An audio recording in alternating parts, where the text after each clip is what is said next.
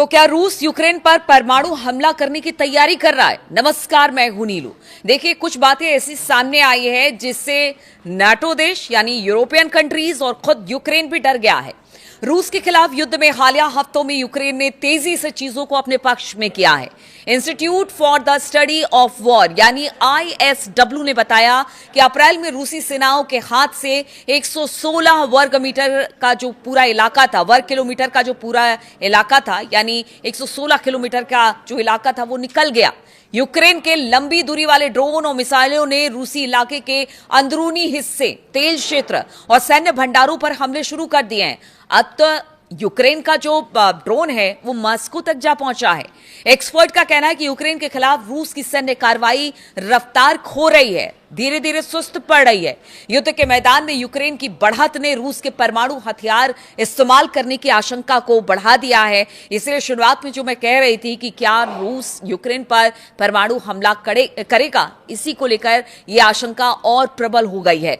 NATO ने इस खतरे की ओर ध्यान दिलाते हुए रूसी राष्ट्रपति व्लादिमीर पुतिन को जवाबी कार्रवाई की चेतावनी दी है।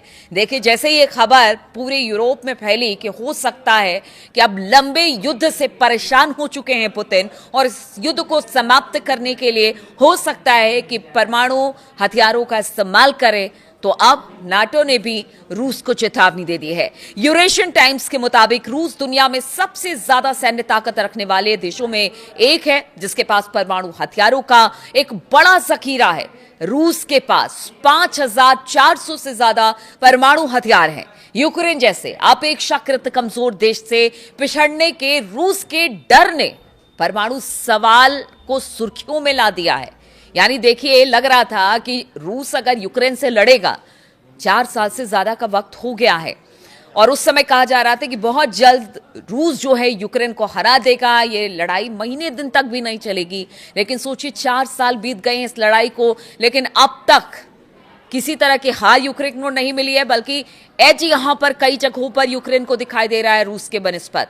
ऐसे में अब पिछड़ने के रूस के डर ने परमाणु सवाल को सुर्खियों में ला दिया है। सवाल यह है कि क्या रूस परमाणु हथियारों का उसी तरह से इस्तेमाल कर सकता है जैसे अमेरिका ने 1945 में जापान के हिरोशिमा और नागासाकी में एक थका देने वाले युद्ध को समाप्त करने के लिए किया था।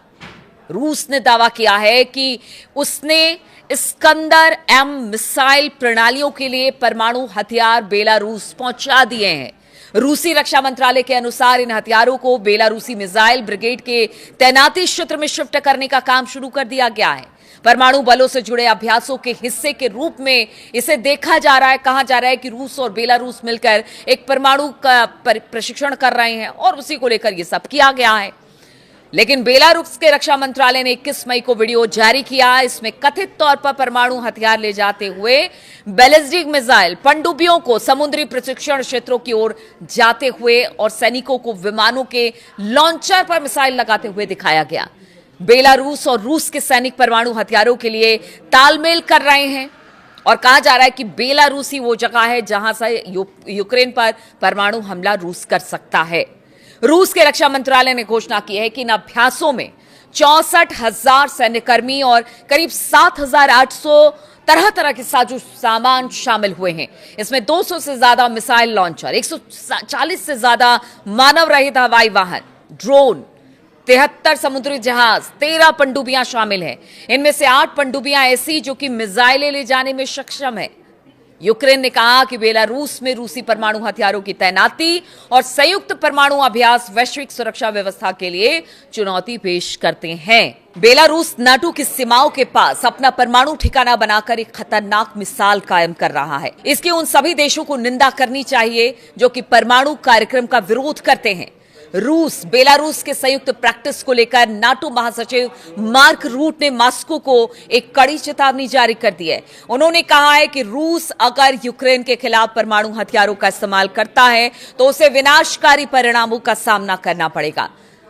रूट ने कहा कि नाटो अपने नजर जमाए हुए है और मॉस्को अगर कुछ करता है तो फिर हमारी तरफ से जो हमला होगा उसके लिए रूस तैयार रहे। यूक्रेनी खुफिया रिपोर्ट्स दावा करती है कि रूसी सेना बेलारूस से एक नया हमला शुरू करने की तैयारी में कीव के पास है। उत्तरी यूक्रेन में एक नया मोर्चा खोलने पर विचार कर रही है। यूक्रेनी राष्ट्रपति जेलेंस्की ने 20 मई को शीर्ष सैन्य कमांडरों के साथ एक बैठक के दौरान यूक्रेन के उत्तरी क्षेत्रों में संभावित रूसी हमले पर चर्चा की है। यूक्रेन की सेना के कमांडर ओलेक्जेंडर सिरस्की ने कहा कि रूस बेलारूस की तरफ से हमला कर सकता है। उन्होंने कहा कि हमें युद्ध के मोर्चे का दायरा बढ़ने के संकेत मिले हैं, ऐसा यूक्रेन का दावा है। और उसका कहना है कि हो सकता है बहुत जल्द कोई परमाणु हमला रूस की तरफ से बेलारूस के बॉर्डर से यूक्रेन में हो जाए। बेलारूस में परमाणु हथियार पहुंचने और वहां से हमले के लिए नए खतरे पैदा किए हैं। इससे यह डर बढ़ा है कि पुतिन बेलारूस से परमाणु हथियारों का इस्तेमाल करने पर तो विचार नहीं कर रहे हैं, ऐसा जो यूक्रेन है उसकी आशंका है। देखिए, ये युद्ध शुरू ही हुआ था, नाटो में शामिल होने यूक्रेन चाह रहा था, लेकिन रूस ऐसा नहीं चाहता था और रूस ने चेतावनी दी। जब यूक्रेन नहीं माना, उसने अपने जो मंशा है उसका त्याग नहीं किया, उसे छोड़ा नहीं, तो फिर रूस ने यूक्रेन पर हमला किया। लेकिन 4 साल बीत जाने के बाद भी अब कहा यह जा रहा है कि अब जो रूस है वो कहीं ना कहीं अपने बहुत सारी जमीनों को उस पर से उसका कब्जा हट गया है। इसके अलावा जो यूक्रेन की ड्रोन है वो बहुत विनाशकारी साबित हो रही है। अब तो उनके जो हथियार हैं, वो जो हमले हो रहे हैं वो मॉस्को तक हो रहे हैं। इसलिए लगता है अब पुतिन पेशेंस खो रहे हैं और अब उनको लगता है कि और कोई विकल्प नहीं है। 4 साल बीत गए हैं, इस लड़ाई को अगर खत्म करना है तो फिर आपको परमाणु बमों से हमला करना पड़ेगा या परमाणु हथियारों का इस्तेमाल करना पड़ेगा। और इसी से यूक्रेन डरा हुआ है। नाटो देश चेतावनी रूस को दे रहे हैं, लेकिन अब रूस आगे क्या करेगा, रूस की मंशा क्या है, बेलारूस के साथ जो उसका पूरा एक साझा कार्यक्रम चल रहा है उसको लेकर कहा जा रहा है कि प्रशिक्षण हो रहा है। लेकिन यूक्रेन का मानना है कि ये प्रशिक्षण की आड़ में रूस जो है वो परमाणु हथियार बेलारूस पहुंचा रहा है ताकि वो यूक्रेन पर हमला कर सके। तो आज के वीडियो में बस इतना ही। बहुत बहुत शुक्रिया मेरे साथ इस वीडियो में शामिल होने के लिए।